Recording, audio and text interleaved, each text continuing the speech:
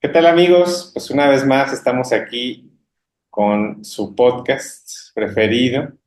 Muy probablemente el último del año, así que feliz Navidad, feliz Año Nuevo, feliz lo que ustedes quieran. Y Ujú. bueno, pues justamente estamos por entrar a 2025 y bueno, pues ese va a ser el número de la suerte de hoy porque estamos celebrando, que ya veremos que es una palabra demasiado grande para lo que es, para lo que fue y para lo que será lo que estamos celebrando hoy.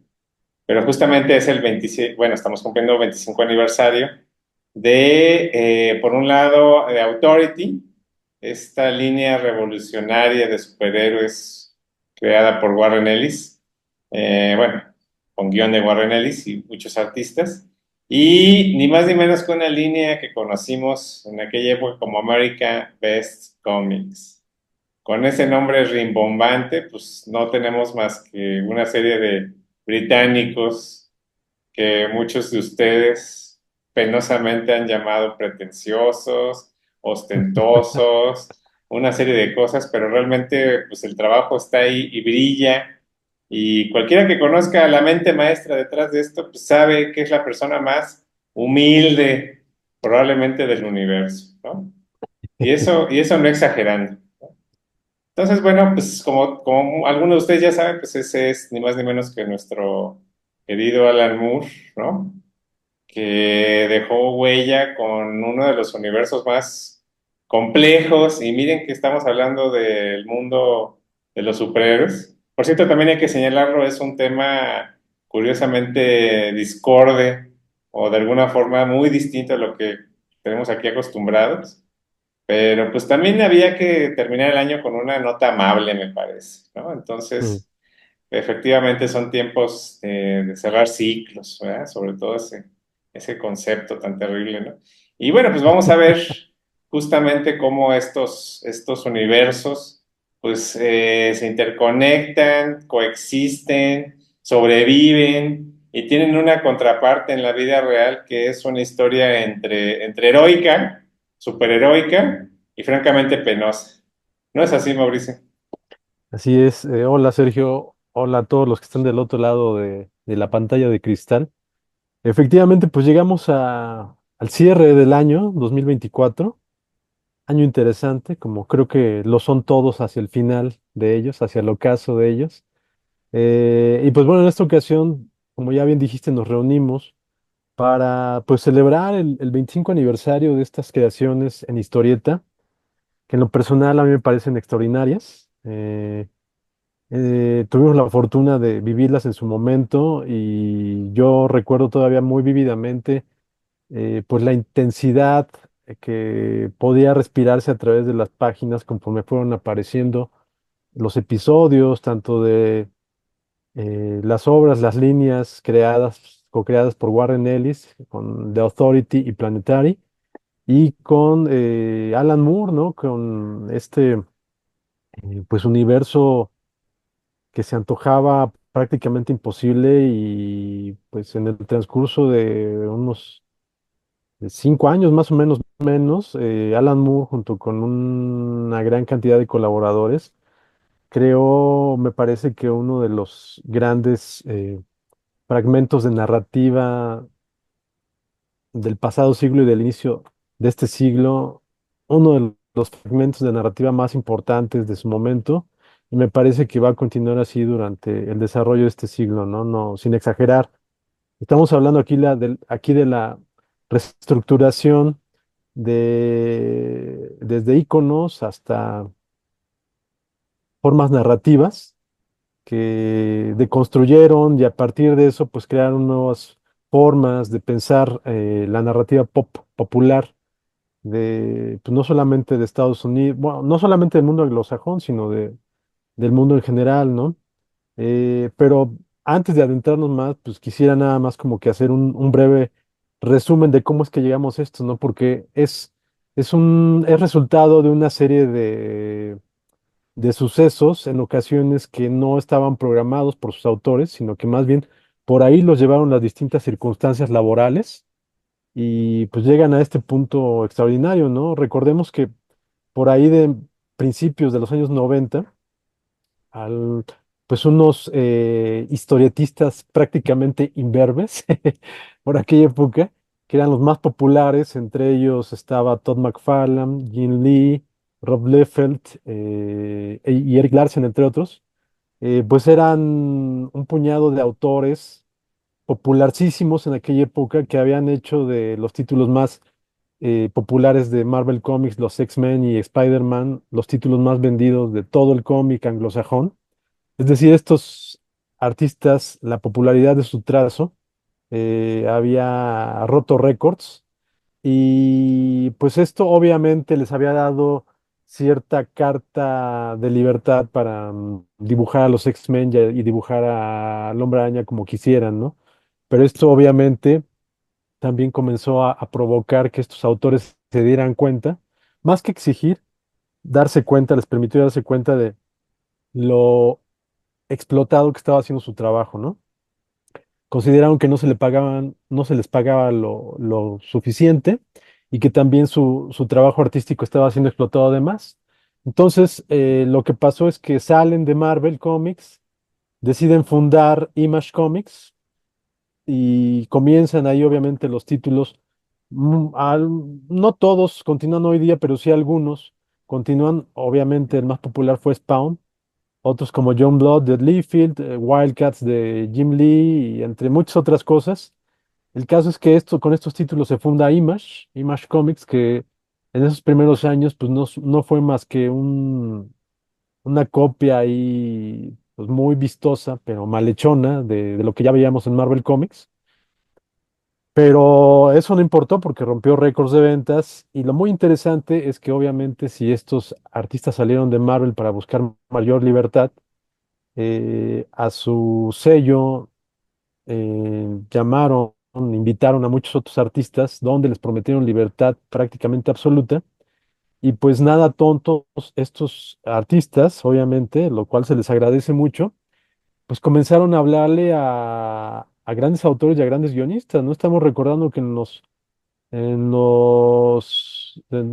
del número 5 al 12 más o menos de Spawn, Todd McFarlane invitó a pues, la creminata de los guionistas de aquella época y tal vez aún hoy día, ¿no? Estamos hablando de que fueron alrededor de 5 o 6 números que cada uno fue escrito uno por Neil Gaiman, otro por Dave Sim, otro por Frank Miller y otro por ni más ni menos que por Alan Moore, ¿no? Entonces, imagínense ese logro de Todd McFarlane haber reunido a, sin duda, yo creo que los guionistas más importantes de aquella época. Y eso fue como que el preámbulo en lo que se convirtió Image Comics, ¿no?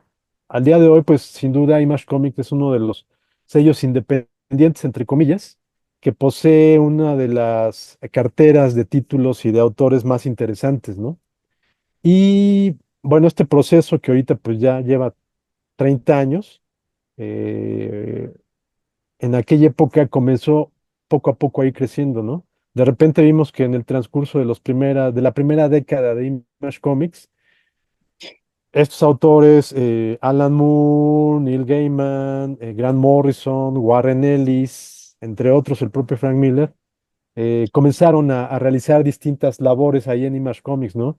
Empezaron a ser contratados por los diversos dibujantes para escribir las aventuras de sus personajes en mayor medida o digamos casi siempre de corte mediocre, pero cuando entraron estos guionistas realmente le dieron un giro bien interesante a estos personajes. Estamos hablando de que, por ejemplo, Alan Moore escribió una corrida muy divertida de Wildcats, además de que escribió un arco narrativo que ya es uno de los más importantes de la época de superhéroes, pero digamos que lo escribió en el personaje, esta copia vil de Superman que hizo Rob Liefeld en Supreme. Lo que hizo Alan Moore con Supreme es uno de los de construcciones más interesantes del mito del superhéroe clásico. Y Warren Ellis, por ejemplo, fue invitado para escribir las aventuras de Stormwatch, ¿no? Un equipo ahí también de superhéroes muy, muy mediocre y que Warren Ellis pues, le dio la vuelta, lo desmenuzó y lo reestructuró de una manera muy interesante. tan interesante que el cómic no logró vender más cuando llegó Warren Ellis, es decir, Ujú, siguió vendiendo mediocre y estuvo a punto de ser cancelado, pero resulta que el cómic siguió saliendo, ¿no? Siguió siendo publicado, porque tanto a Jim Lee, que era entonces el dueño de Wildstorm, este subsello que había surgido también dentro de Image Comics, Jim Lee era el dueño y el editor del sello era Scott Dumbier. A estos dos personajes principales de Wildstorm les gustaba el cómic que estaba escribiendo Warren Ellis, entonces lo siguieron publicando solamente porque querían seguir leyendo lo que entregara Warren Ellis, ¿no? Y así lo iban a hacer hasta que se cansara Warren Ellis, ¿no? Entonces, bueno, podemos imaginarnos las posibilidades dramáticas que encontraron autores como Warren Ellis y Alan Moore en estos personajes mediocres. Lo que encontraron fue que ahí iban a poder hacer lo que no habían podido hacer, por ejemplo, en DC Comics. Alan Moore, que nunca pudo escribir Superman después del cierre que hizo en Action, en Action Comics y en Superman. Y Warren Ellis, pues, no pudo escribir las historias de la Liga de la Justicia que quería, y es lo que comenzó a escribir en Stormwatch. Entonces, cuando llegan estos autores a estos cómics, pues le dan la vuelta, hacen los cómics de superhéroes que querían hacer, aun cuando ya prácticamente estaban totalmente pues desobligados del cómic de superhéroes estos autores. Y pues comienza una reestructuración del cómic de superhéroes hacia el final del siglo, y algo que no solamente era una necesidad podemos decir, profesional y narrativa de estos autores, de Alan Moore y Warren Ellis en este caso, sino que también era como que un reflejo de lo que estaba sucediendo en el arte de aquella época, y obviamente esto como reflejo de la realidad, porque veremos que en el caso de los cómics de Warren Ellis en Authority, sobre todo, iba a darse un reflejo prácticamente fiel, e incluso comenzaría a prever cosas que iban a suceder en el mundo sociopolítico, que harían de este cómic pues una especie de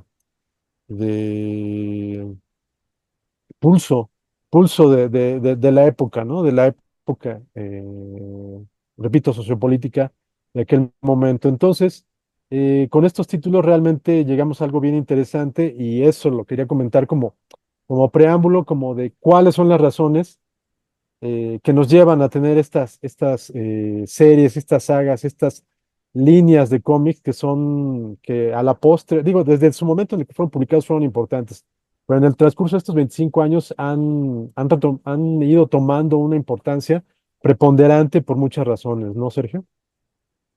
sí, exactamente. Es muy curioso, primero que nada, que lo poco que ha sucedido en estos 25 años, ¿no? En tal grado que tanto, sobre todo Authority, pues se siente como hecho el año pasado, Ujú, apenas, y algunas de estas adaptaciones cinematográficas están apenas empezando como a retomar estas líneas, pues audaces, absolutamente audaces, porque uno de los grandes objetivos cumplidos de Warren Ellis fue llevar a estas líneas prototípicas, ¿no? El de la Liga de la Justicia, porque pues finalmente si nos ponemos muy intensos, pues es un pastiche, ¿no? O sea, hay un ujú, Superman, hay un Batman, hay una Mujer Maravilla, hay una Hawkgirl, ¿no?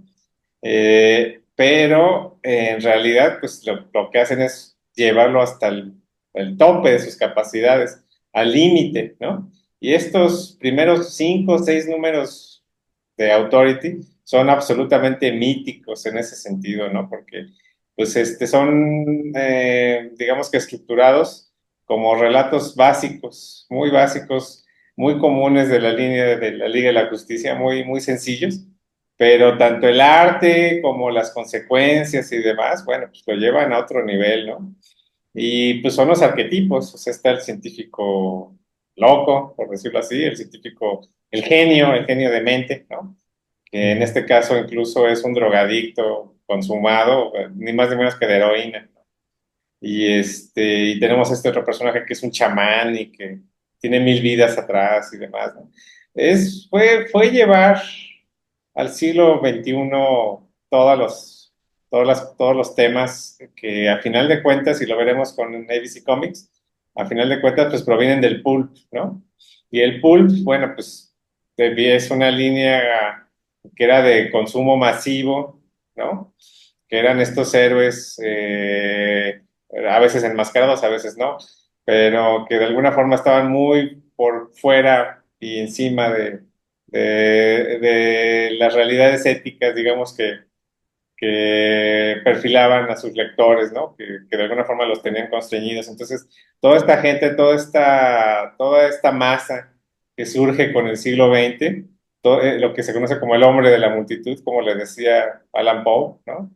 Que en un momento justamente de borrachera y de opio, de pronto atisba a este hombre común, ¿no? O sea, se da cuenta que el hombre común no tiene nombre, no tiene vida, no tiene ninguna aventura, no tiene algo más allá de sus cuatro paredes en las cuales se está moviendo, ¿no? Y entonces, pues esta necesidad de aventura, de exploración y sobre todo de fantasía, ¿no? Pues tenía que de alguna forma retomarla el arte y bueno, pues entonces digamos que va pasando justamente por esta literatura que es la pulp, ¿no? Y luego va llegando obviamente al cómic, que podríamos decir que es una forma simplificada de todo esto, pero pues después llegó esta gran época de los 70, de los 80, en las que estas mismas personas, o sea, el mismísimo Alan Moore y pues, el propio Warren Ellis en gran medida también y muchos otros, ingleses, ¿no? La mayoría ingleses, pues llevan todo esto a otro nivel, ¿no? Sobre todo en los 80s, en los 90. Y esto podríamos decir que ya es una consecuencia ya muy definitiva, muy final, de toda esa borrachera que nos tocó vivir nosotros en los 90, ¿no? De todo ¿cómo decirlo? Esta orgía de entrar a la tiendita de cómics, ¿no? Todavía no había internet, entonces ibas a la tienda y veía las paredes retacadas de superhéroes, ¿no? Retacadas, atascadas, era una orgía absoluta de posibilidades y todo el mundo quería ser el nuevo personaje definitivo y demás, ¿no? Entonces, lo vemos sobre todo en un título de Alan Moore de DC Comics que se llama Top Ten, donde la premisa ya de plano es que todos en esa ciudad son superhéroes, ¿no? Que es Neo City, ¿no? Bueno, no recuerdo, pero bueno, es Sí. esta ciudad donde todos, absolutamente todos son superhéroes, ¿no? Todos tienen doble personalidad, todos tienen capacidad, los perros, robots, todo, objetos inertes, todo tiene superpoderes, ¿no? Entonces, es fascinante porque la premisa es cómo es la vida diaria de unos policías en ese mundo, ¿no? Y pues es todo el bagaje sí, de series de televisión sobre la vida normal de los policías. Los ves tomando el metro, ¿no? A estos personajes.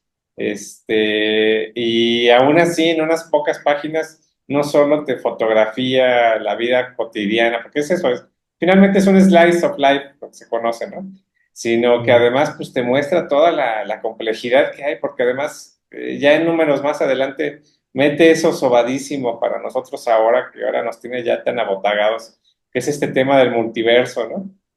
Y bueno, pues eso es también una cuestión que parecería una cicatriz que cubre totalmente el universo de los superhéroes, que es este tema de la crisis de las tierras infinitas, ¿no?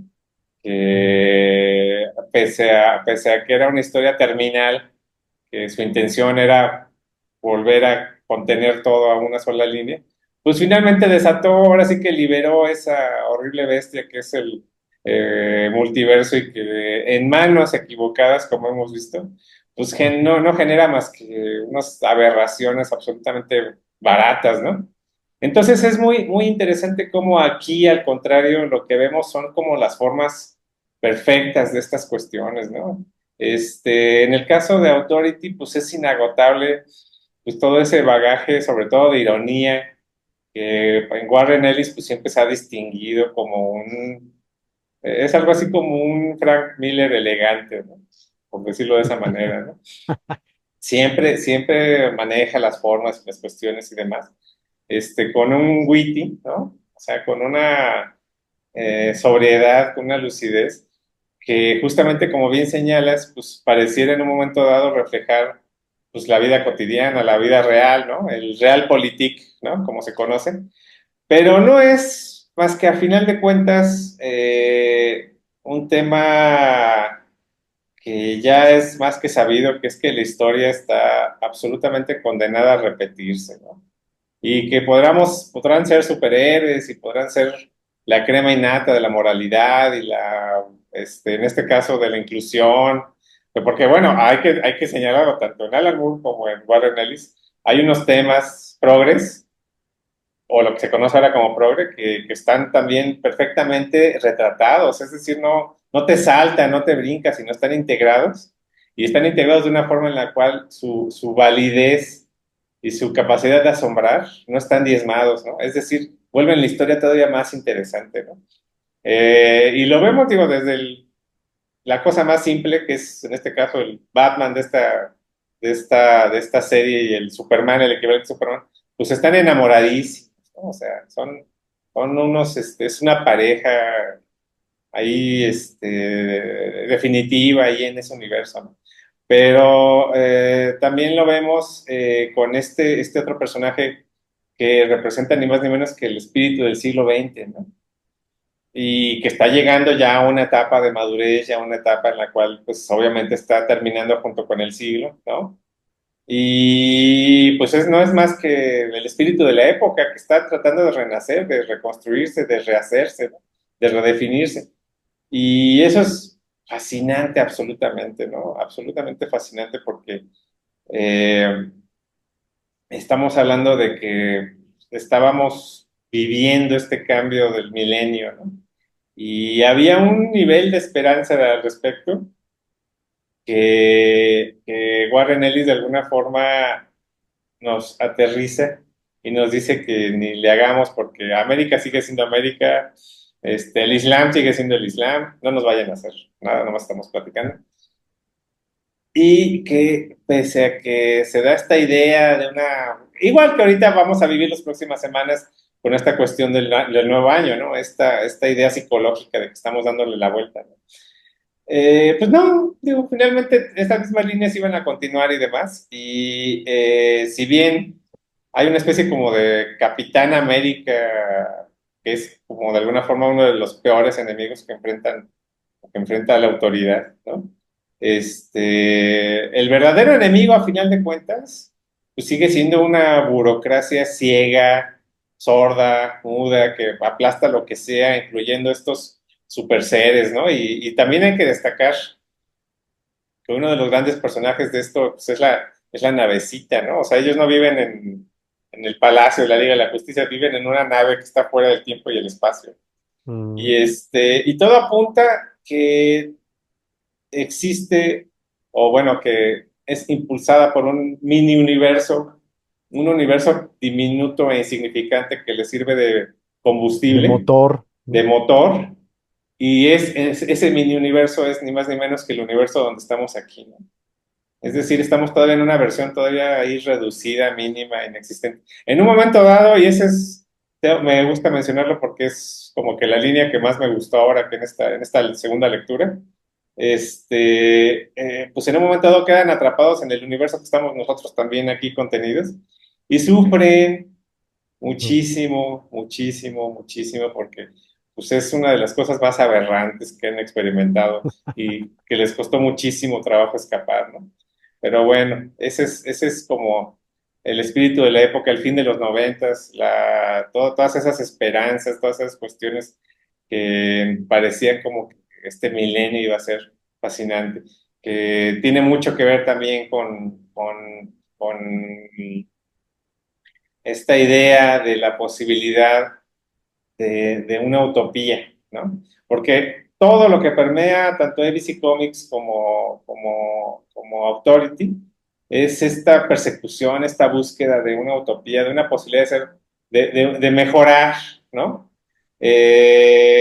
Sobre todo lo vemos en algo bueno, en ABC Comics, este título tan maravilloso, absolutamente, que bueno, de alguna forma retrata también la historia de toda esta línea, que es la Liga de los Caballeros Extraordinarios, ¿no?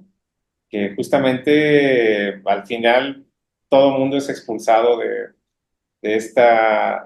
o sea, digo, son spoilers, ¿no? Pero es esta idea de que la imaginación está buscando refugio fuera de la región donde existió, donde de alguna forma convivió, ¿no? Porque además, el máximo logro arquitectónico, si ustedes quieren, el máximo triunfo de la liga en todos estos números, que ya algunos ya fueron pues, después de la ABC Comics y demás, eh, es lograr una cohesión tan perfecta de universos tan disímbolos como 1984 y la Guerra de los Mundos, ¿no?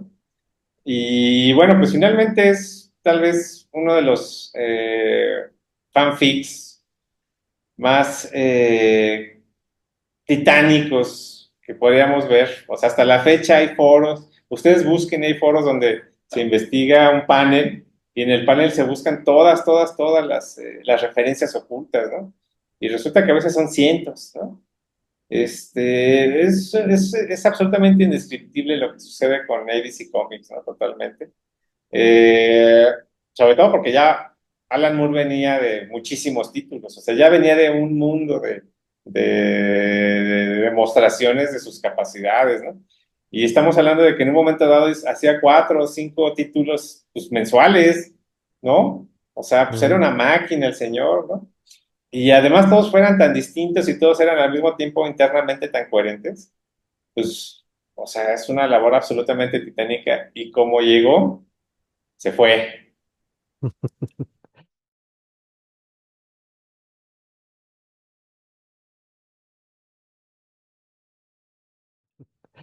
Sí, sí estamos hablando que, nada más como para poner un poco en contexto, en aquella época, como ya bien lo dijiste, estamos hablando de que era el cierre de los años 90 y por tanto, en términos generales, con esto no quiero decir que todo, pero en términos generales, pues estaba tanto DC como Marvel Comics plagado pues, de cómics reiterativos, ¿no?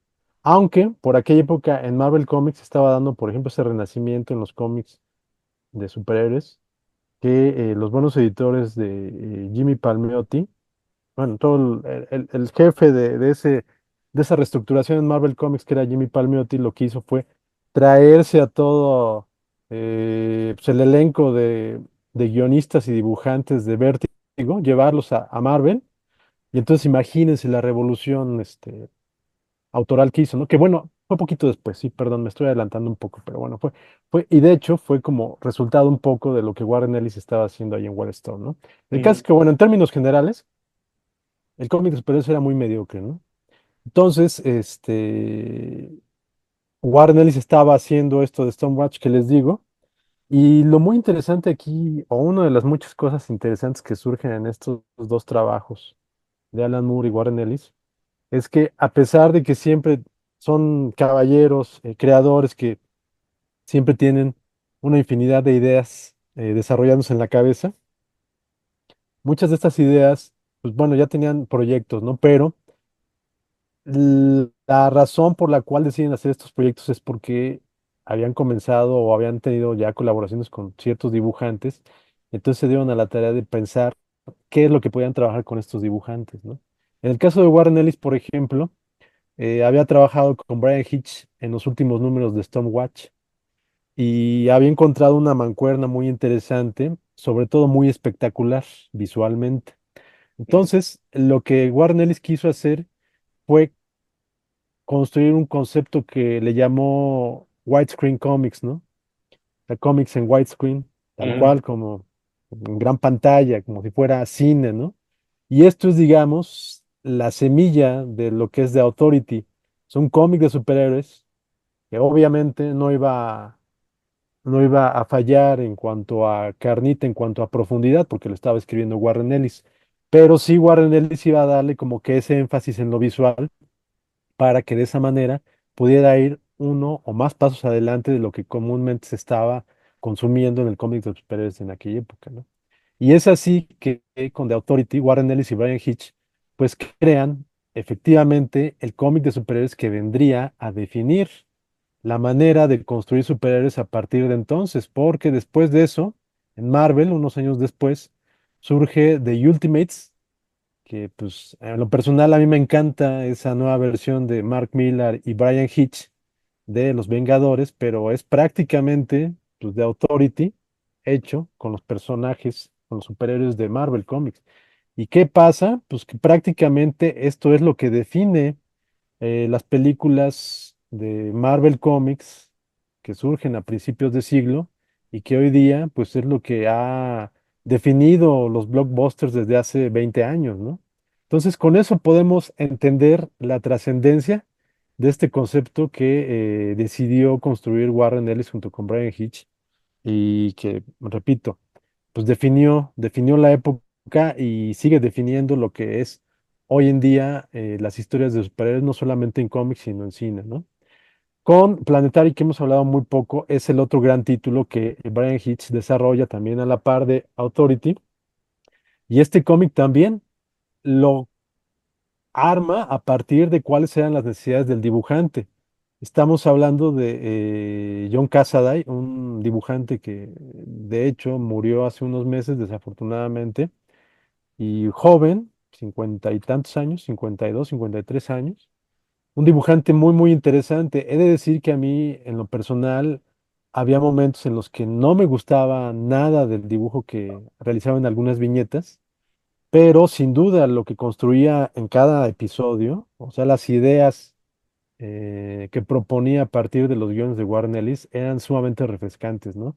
Porque era un dibujante muy capaz y con una capacidad camaleónica en la línea bien interesante, ¿no? Que se adaptaba precisamente a las necesidades de la historia, que se adaptaba precisamente a el tipo de ideas, al tipo de narrativa que había que reflejar, que había que redefinir, porque Planetary fue un cómic, si The Authority era prácticamente la necesidad de construir para un nuevo siglo el cómic de superhéroes. Con Planetary lo que hacían era como que voltear hacia los clásicos, tanto desde la literatura pop y antes incluso, hasta los conceptos clásicos de superhéroes, ¿no? Entonces, Planetary es un cómic de arqueología, así lo definió Warren Ellis, porque los tres personajes principales de Planetary son unos arqueólogos del tiempo, ¿no? Es decir, ellos se dedican como que a investigar sucesos que han permanecido ocultos de la historia oficial, es decir, ellos develan la historia no oficial y a partir de ello, pues tratan de entender el desarrollo del siglo XX. Hay que, por ejemplo, subrayar que de estos tres, de los tres protagonistas de Planetary, uno de ellos también es uno de los niños del siglo como lo es Jenny Spark, que aquí vemos a un costado de Sergio, y que ya hace rato Sergio comentaba que era el espíritu del siglo XX. Warren Ellis manejó este concepto bien interesante de niños del siglo, que eran personas que surgieron al inicio del siglo XX y que iban a morir con el cierre del siglo XX, ¿no? Es el caso de Jenny Sparks. Y en el caso de Planetary, ahorita se me va el nombre del personaje, pero bueno, se apellida Snow, ¿no? Y son personajes, pues, enteramente interesantes, ¿no? Porque si en el caso de Jenny Sparks estamos hablando del supuesto espíritu del siglo XX, a este personaje de Planetary de apellido Snow lo considera el fantasma del siglo XX, ¿no? Es un personaje más sobrio, más oscuro, pero igual de interesante que Jenny Sparks, y vemos incluso que en un crossover de Planetary con Authority se encuentran estos personajes y develan datos muy interesantes para ambas historias, ¿no? Entonces, era muy interesante lo que Warren Ellis proponía con estas dos sagas, porque por un lado estaba reconstruyendo, repito, los mitos del superhéroe para el siglo XXI, y por el otro lado con Planetary lo que estaba haciendo era ir a escarbar en la historia de los superhéroes y de los Mystery Man y de los héroes de la Pulp Fiction, etcétera, etcétera, para pues darnos una visión fresca de todo eso y también entender hacia dónde íbamos en el siglo XXI, ¿no? Por el otro lado, con Alan Moore y el ABC Comics y toda esta playa de grandes colaboradores que tuvo, desde los dibujantes hasta otro guionista como el célebre Steve Moore, que no no era Ujú. familiar de Nada Alan que Moore, ver. Ujú. que fue prácticamente su maestro y que también falleció hace como unos 10 años más o menos. Eh, pues aquí Alan Moore se fue también a lo clásico de toda la narrativa, la literatura y la plástica del siglo XX, y lo construyó. Yo no llamaría aquí necesariamente o sea, creo que la intención no era una deconstrucción, pero obviamente conocemos las capacidades y los artilugios que utiliza Alan Moore. Entonces lo que hizo fue pues, construir de nueva cuenta todos estos íconos y darles una mejor forma o una forma más ordenada y espectacular de lo que se había visto un siglo antes, ¿no? Inicia, como ya lo marcó Sergio, con la presentación de la Liga de los Caballeros Extraordinarios, que pues a la postre se convirtió en uno de las propuestas narrativas más interesantes de lo que va del siglo, tanto así que es el primer concepto que provoca una adaptación inmediata al cine y, pues que resulta desastrosa, ¿no? Porque así es, pues la Liga de los Caballeros Extraordinarios fue un momento choqueante en diversos aspectos.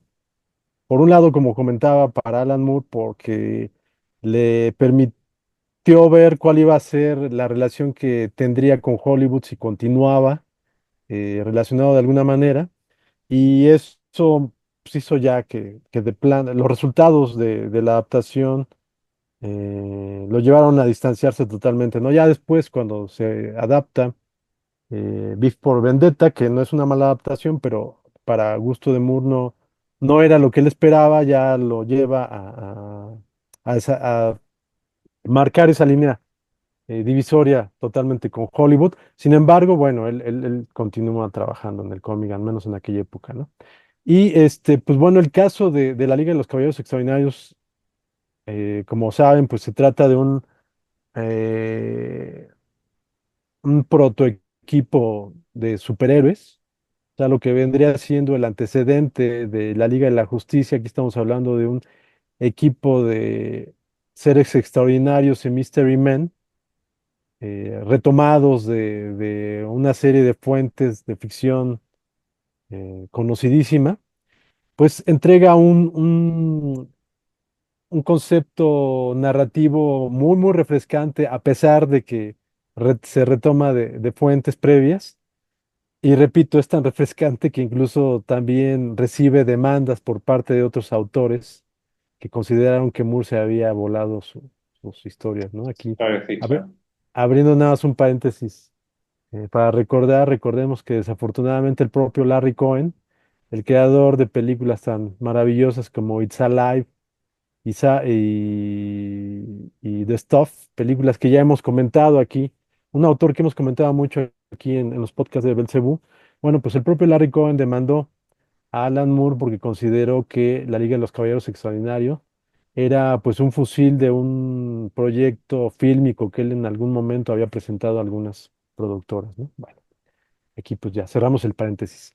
El caso es que, bueno, Moore inició con la Liga de los Caballeros Extraordinarios y se extiende ahí con Tom Strong, con Promethea, con Top Ten y muchos otros conceptos que, bueno, o sea, realmente cuando uno empieza a enumerarlos, a enlistarlos, a recordarlos y a explicarlos lo que significa cada uno, pues uno vuelve a vivir lo que vivió en el momento que se publicaron, ¿no?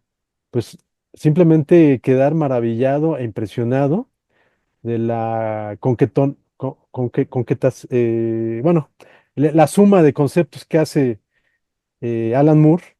eh, es impresionante cómo une todos estos personajes, todos estos tópicos y les da una reestructuración fascinante, ¿no? Porque en el caso, por ejemplo, de Tom Strong, estamos hablando que es una especie de versión que va desde los personajes tipo Superman, pero también retomando conceptos de personajes de la Pulp Fiction como el propio Doc Savage, ¿no?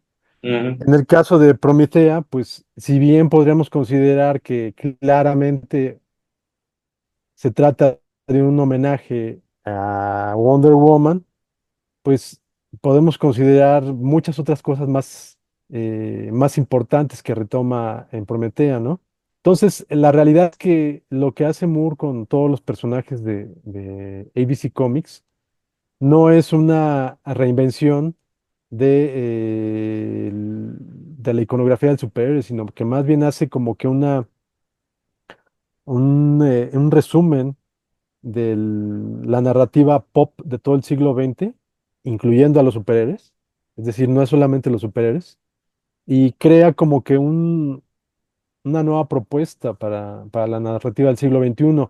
Me parece que no ha encontrado un reflejo todavía, porque creo yo que todavía está como que faltan varios años, si no es que décadas, para que todos los postulados del ABC Comics comiencen realmente a echar raíces, ¿no? Es decir, está muy adelantado a su tiempo todavía todo lo que Alan Moore hizo en ABC Comics, y tan es así que si bien se logró sostener la publicación de toda la ABC Comics, estamos hablando alrededor de unos 50 números de comic books recopilados en alrededor de 15 novelas gráficas. A pesar de que logró mantenerse todo esto durante 6 7 años, no estamos hablando de que se trate de un proyecto editorial que haya vendido grandes cantidades de cómics, ¿no? Aún hoy ujú. día podemos considerar que es de mediana venta.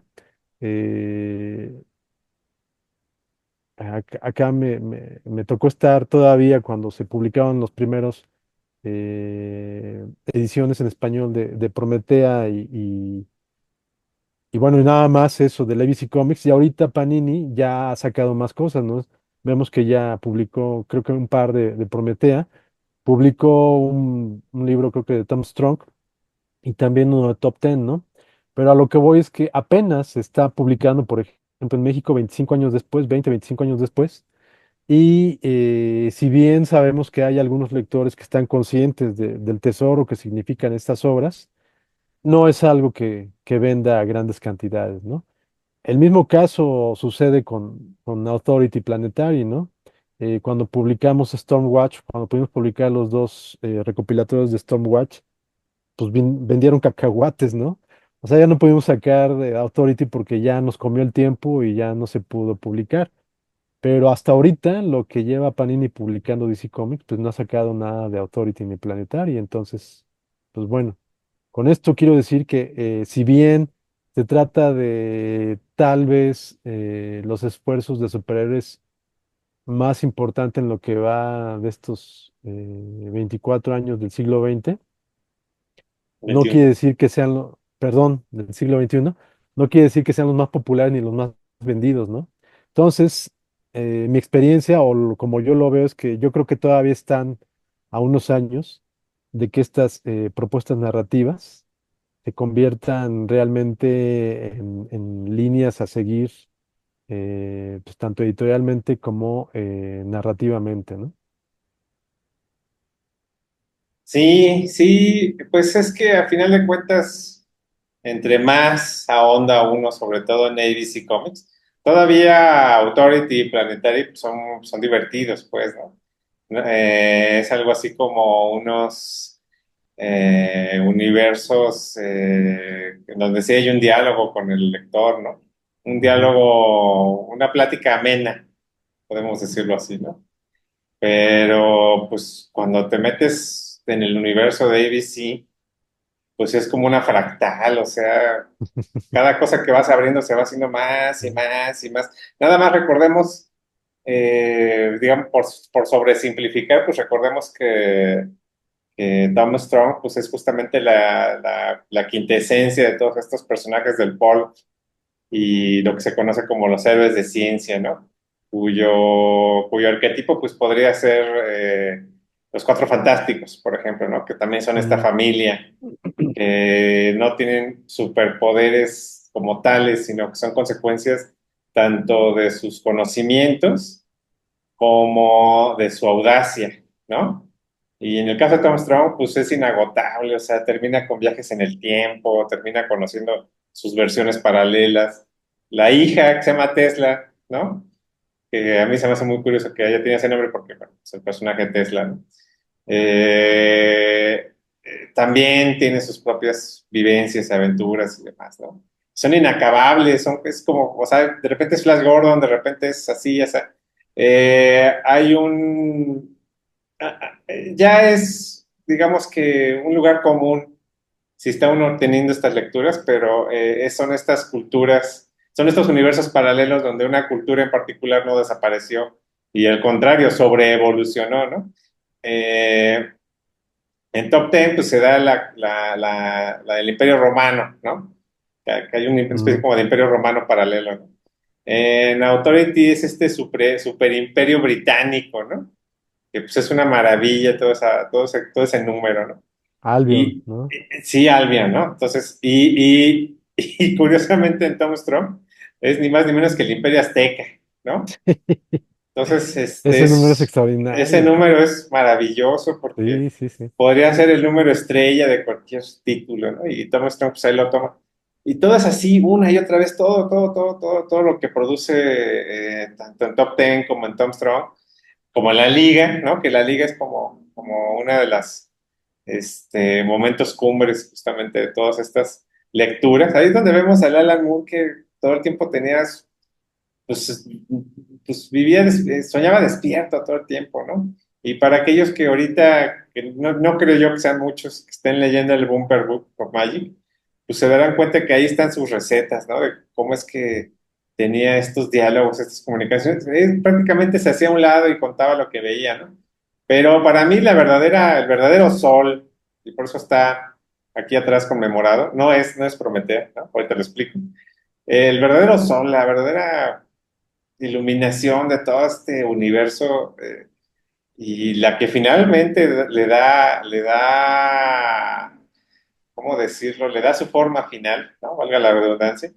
Y eso se debe justamente a que hay que decirlo también, la gran tragedia de ABC Comics es justamente que termina en manos de DC Comics, ¿no? Que si podemos decir que Alan Moore fuera un superhéroe, pues un némesis sí o sí es DC, ¿no? Es muy curioso porque una y otra vez lo encuentra. O sea, si hay alguien que tiene todo el derecho del mundo de creer en Dios, pues es Alan Moore, ¿no?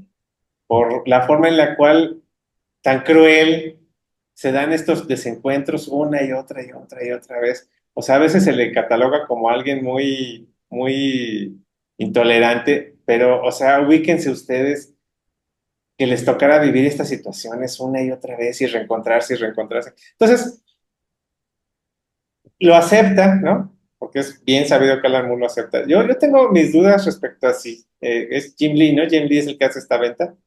De veras, Perdón, no. aquí nada más para, pues, para poner en contexto a la gente, hay que decir que hay que recordar que Alan Moore sale de DC Comics porque está en desacuerdo con el contrato Tratos. que le habían dado a él y a Dave Gibbons para Watchmen y que no estaban recibiendo las regalías por la cantidad ingente de reediciones que estaba teniendo Watchmen en aquel momento. Alan Exacto. Moore sale con una diferencia enorme con DC Comics. Comienza a trabajar de manera independiente en Tundra, en Kitchen Sink, llega a Image Comics, termina en Wildstorm, que es un subsello de Image Comics, regenteado por Jim Lee. Y resulta que cuando Alan Moore está en el momento cumbre de ABC Comics, Wildstorm es adquirido por DC Comics. Entonces, o sea, esto pareciera anécdota mal hecha de un mal guión de cine, ¿no? Y el caso es que es cierto. Y termina nuevamente Alan Moore trabajando para DC Comics, ¿no? No, y yo tengo mis dudas de si Jim Lee de veras si no sabía lo que iba a pasar, o sea, si hizo lo que sí hizo, que yo creo que uno ve un cheque de cierto tamaño y se te olvida todo, ¿no? Ujú. Entonces, bueno, ahora sí que el What If Alan Moore trabaja para DC Comics, eso fue lo que pasó. Y entonces sí, claro, o sea, aquí se da algo importantísimo que distingue a ABC de todo lo que se ha hecho. que es que decide acabar con ese universo de forma definitiva, ¿no? Ahora, los entendidos Órale. dirán, Perdón, aquí abro otro paréntesis. Perdón. Pero sí, supuestamente era definitiva y supuestamente ya los personajes creados por Alan Moore para ABC Comics iban a ser intocables. Esa había sido una pero de las cuestiones que había pedido Jim Lee, pero recientemente, hace 2, 3 años, Prometea apareció en un arco de la Liga de la Justicia y Tom Strong apareció en un cómic que se llama, ahorita no recuerdo, pero de hecho un cómic muy, muy recomendable, escrito por Jeff Lemire. Ya, perdona. Entonces, ahí sí, podemos ver que no respetaron el contrato, sí, ¿no? a eso iba, o sea, eso iba, Perdón. que termina con unos spin-offs raquíticos, o sea, anecdóticos. A veces nada más es un personaje que aparece por ahí caminando y demás. Ujú. Pero esta decisión no tiene absolutamente ningún precedente, ¿no? Y que lo lleve a cabo el personaje que, o sea, es ni más ni menos que la representación viva de una diosa, ¿no? Que en este De la caso imaginación, es la diosa de la imaginación, la diosa de la inmateria, ¿no? Que así se llama justamente el universo donde vive. Y que es la culminación de un viaje a través de todo lo que entendemos y conocemos de manera tradicional como la magia, ¿no? Que bueno, o sea, aquí recuerda uno una y otra vez esa acusación tan miserable de uno de nuestros este, connacionales, ¿no? De decir, ay, pues es que se cree mago. Es que no se trata de eso, o sea, la magia es una cosa muy elevada, por lo menos en la imaginación del amor o en la mente del amor. Esta historia de Prometea en treinta y tantos números es una exploración al límite, a las últimas consecuencias de qué es la imaginación, qué es la magia y por qué somos por qué pasamos la tercera parte de nuestra vida en ese mundo, ¿no? Y bueno, o sea, como bien dices, pues es un poquito, toma algunos elementos de Wonder Woman, pero obviamente aquí está hablando de este viaje que realiza este personaje de Prometea, justamente en todos los mundos posibles, en todas las posibilidades posibles de la posibilidad, ¿no? En ese sentido eso es la magia a final de cuentas. Y entonces justamente es este personaje el que en un momento dado decide materializar el apocalipsis, ¿no? Y eso es muy interesante porque se da en un parámetro de una civilización, de una urbe, de un mundo muy parecido a lo que nos iba a lo que nos está tocando ahora en el siglo XXI, en 2024, ¿no? Que es esta especie como de letargo, de fatiga, de las formas, de los hechos, que a final de cuentas la IA, por ejemplo, no deja de ser más que esa sobreproducción de elementos fantásticos, pues ya ha llevado a la decadencia, pues, ¿no?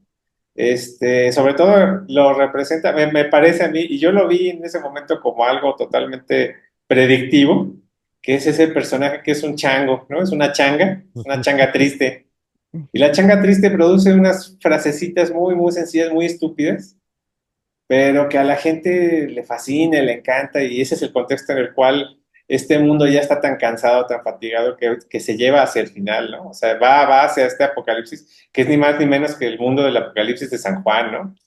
Mm. Y Alan Moore lo que deja bien claro es algo que era como de los grandes secretos, por decirlo así, de la gran tradición del hermetismo cristiano, de la filosofía oculta cristiana, que es que el Apocalipsis es un libro fuera del tiempo, es un libro atemporal. No se refiere a un fin del mundo como tal, ¿no? Sino se refiere a que la realidad, el presente, el aquí y ahora, es efímero. Y justamente es lo que estamos todo el tiempo tratando de asir, de sostener, que el tiempo todo el mundo sabemos que el tiempo se está yendo, está fluyendo, y que todo va a tener, pese a lo maravilloso, extraordinario e increíble que sea, como en este caso del universo entero de ABC, pues va hacia un final, hay una última página, hay un último momento y una última palabra. Entonces, toda esta mística, o sea, es uno de los objetos más místicos que puede uno experimentar, ¿no? Toda esta mística, pues la culmina, finalmente la culmina. Y pues no deja de ser terrible y trágico, sobre todo por esta gran lección en la cual nos lleva a decir que toda esta explosión de formas está condenada al olvido, al absoluto olvido. Pero ese olvido justamente es lo que cimenta que otra vez vuelve a empezar, ¿no? Que en algún momento y en algún lugar otra vez va a haber unas semillas y se va a sustituir por formas nuevas, ¿no? Que, insisto, o sea, no es que sean nuevas absolutamente, sino son repeticiones una y otra vez, ¿no? Y bueno, pues la gran lección de Prometeo es eso, o sea, ¿cuál va a ser tu elección, no? O sea, tu elección como alguien que imagina o como alguien que elige que la imaginación de otros le sea impuesta, ¿no? ¿Qué otro objeto en estos últimos 25 años puede presumir de rasguñar, de rasgar, de remotamente mostrarnos una de las realidades más abstractas y absolutas que son estas cuestiones y que y según el Bumper Bob, desde el cavernícola pintó un bisonte porque el día de mañana lo iba a cazar, ¿no? Esa capacidad de decir, mañana va a pasar esto. ¿Qué hay más humano que eso, no?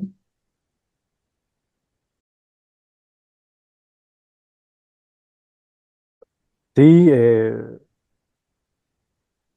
ABC Comics está plagado de grandes conceptos, de grandes ideas y de grandes descubrimientos.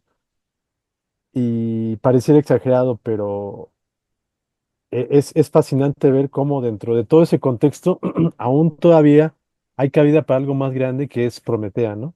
Prometea, pues sí, en muchos granos de su arista presenta cosas distintas y disímbolas. Es decir, tira para muchos lados y en cada lado es un gran descubrimiento el que hace, ¿no? Funciona como un cómic de superhéroes, funciona en todos los géneros. En Prometea hay todos los géneros, hay romance, melodrama, terror intensísimo, hay thriller, hay suspenso, hay fantasía, hay comedia. Es una cosa fascinante. Porque aparte, además de todo esto, y principalmente, como ya lo mencionó, bueno, como ya lo dejó ver Sergio, es un grimorio, ¿no? O sea, el Sí. resumen que hace de la historia de la magia y de todo el conocimiento que permite y permea la magia como una manera de vivir y de descubrir el ser humano, es fascinante, ¿no?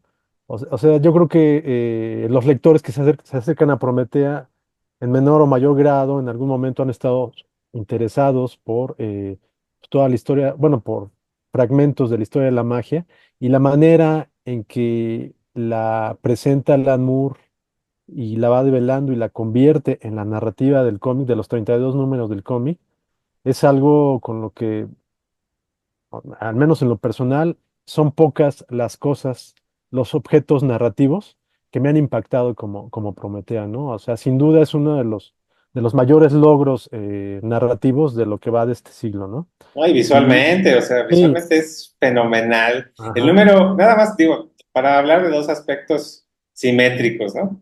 Ese número ujú, dedicado al cristianismo es poderosísimo. Y luego le sigue este número dedicado pues, al satanismo, al oscuro, a la pesadilla, más el número totalmente dedicado a Lovecraft, al universo Lovecraftiano, ¿no? sí, Y todo con la gran plantilla que es la Cábala, que además, digo, hay que decirlo, es una interpretación muy personal de Alan Moore. O sea, no es que de veras todo el mundo que maneja la Cábala lo maneje igual, ¿no? Pero pues es incuestionable, o sea, ¿qué le cuestionas? sí, sí, sí, no, realmente todo lo que logra las formas de pensar y las ideas que va uniendo es fascinante.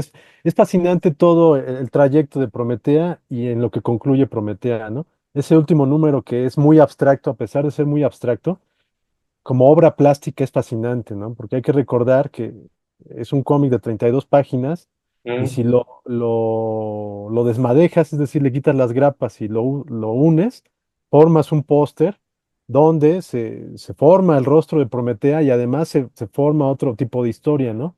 Entonces es un logro fascinante. Esto es algo que únicamente se había hecho más o menos así parecido en los años 70, algo que lo hizo uno de los grandes historietistas y de los más desconocidos, que es Alex Nino. Alex Nino, mm. cuando realizó historias en Creepy, no, fue en 1984, una revista que así se llamaba. eh, las historias son buenas, pero los logros plásticos son mucho mayores, ¿no? O sea, lo que hizo en una serie de un personaje de apellido Freud, que ahorita no me acuerdo cómo se llamaba, Alex Nino, fue que en sus historias, que eran más o menos de 11 páginas, también creaba un rompecabezas que ni siquiera el guionista sabía de él hasta que recibía la copia editada, ¿no? Entonces ahí también estamos hablando de otro nivel de artista, ¿no? Que es Alex Nino y que en algún momento tendremos que dedicarle un podcast. Pero bueno, Algún podcast. regresando a Prometea, no hay nada igual a Prometea. Y repito, creo que todavía estamos a varios años de que eh, se le dé, se valore como se debe.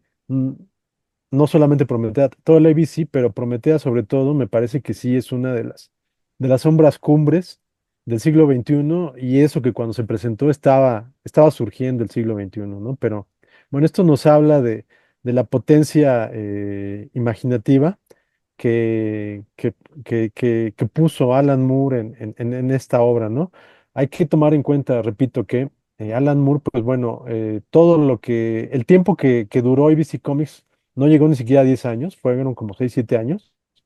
Y en eso estamos hablando que fueron 32 números de Prometea, veintitantos de Tom Strong, de Top Ten fueron 12 y una novela gráfica, y de otras series que se presentaron en diversas antologías de ABC Comics. Estamos hablando que es un conjunto como de 60 cómics, pero si no todos escritos por Alan Moore, porque contó con Ujú, colaboradores, como ya dije, Steve Moore y también Rick Veitch y otros autores. Sí, el 80% está escrito por él y todo él lo estuvo supervisando. Y el trabajo que hizo con los ilustradores es fenomenal, porque también aquí Alan Moore trabajó, por ejemplo, Prometea, que es uno de los cómics más complejos visualmente, por no decir obviamente narrativamente. Aquí, pues, cada número lo construyó pensando en las capacidades plásticas, en las capacidades de ilustración de J.H. Williams, ¿no? Que estamos hablando que es uno de los ilustradores más importantes en el cómic actual, ¿no? Digo, obviamente por esas mismas razones Neil Gaiman lo escogió para su última historia de Sandman, ¿no? La de ahorita se me va el nombre, pero bueno, que en realidad es la precuela al primer número de Sandman, ¿no? mm. Y que visualmente es una belleza, ¿no? Obertura, creo, ¿no? Overture, Obertura. sí, tienes razón, Overture. Sí, Entonces, pero pues no se bueno, compara, no se compara. sí, no se compara, no se compara, sí, por supuesto no se compara narrativamente. Es el mismo artista con distintos guionistas y vean lo que pasa. Ajá, 2020, Authority, Planetary y todo ABC Comics, porque verdaderamente si no lo conocen, que es muy probable, se van a encontrar con uno de los tesoros de la civilización más interesantes, ¿no? No hay nada comparado a esto, sobre todo ABC Comics, pero para que entiendan el estado actual del cómic de superhéroes, cuando hablamos de los casos sobresalientes, sin duda hay que entender Authority y Planetary, ¿no? Sí, así es. Pues sí, digo, yo creo que no, estos casos siempre cerramos con la recomendación de que vayan, busquen, investiguen los objetos, porque bueno, a mí siempre me ha parecido increíble que incluso todo esto fuera tan vilmente criticado en su época, ¿no? Sobre todo Prometea, pues le decían, es que es didáctico, o sea, es un cómic didáctico, o sea, como si eso fuera malo, ¿no? Bueno, pues finalmente, ¿quién recuerda a esos críticos, no? Que no deja de ser muy posible que tuvieran otros intereses, como actualmente también sucede, ¿no? Entonces, bueno, pues lo único que les podemos decir desde esta distancia, ¿no? Desde esta distancia de 25 años, es que no nos ha tocado ver algo ni remotamente similar, ¿no? Y pues está grave porque al contrario, a mí me parece que de pronto hasta nos estamos alejando cada vez más y más y más. Y no sé hasta cuándo nos vuelva a llamar Prometea justamente para volver a vivir estas intensidades, ¿no? Pues, debería ser la más mínima aspiración de cualquier ser humano, justamente alcanzar todo su potencial, ¿no? Y es algo que a veces hasta pareciera que nos están quitando. O sea, a quién le conviene tanta mediocridad, ¿no? Pues a los mediocres, ¿no? ¿Y qué puede haber más mediocre que una persona con poder, ¿no? Eso es lo que nos enseña justamente todos estos mundos de estos cómics de superhéroes llevados a la N potencia. Y bueno, pues esa es la invitación justamente, ¿no? Así es, pues ahí están. Les digo, afortunadamente, pues más de 20 años después de que se publicaron estas obras, en México comienzan a darse Las, las versiones editoriales nacionales, así que acérquense a ellas. En verdad, cuando pierdan ese prejuicio y vean, tengan estos libros en sus manos, van a ver que hay un cúmulo ahí de intenciones, de imaginación, de ideas que no se comparan con otra cosa, ¿no? A lo mejor entiendo que a mucha gente acostumbrada a la lectura, pues, rutinaria del superhéroe, cuando se acercan a Authority Planetario, cualquier título de ABC, les puedan parecer un poco farragoso, pesado, complejo, pero eso no quiere decir que los tengan que rechazar, al contrario, pónganselo como reto y cuando finalmente estén inmersos en estos universos de historias, en verdad que no los van a querer dejar, ¿no? O sea, son experiencias sin par y les van a abrir las capacidades para acercarse a otros.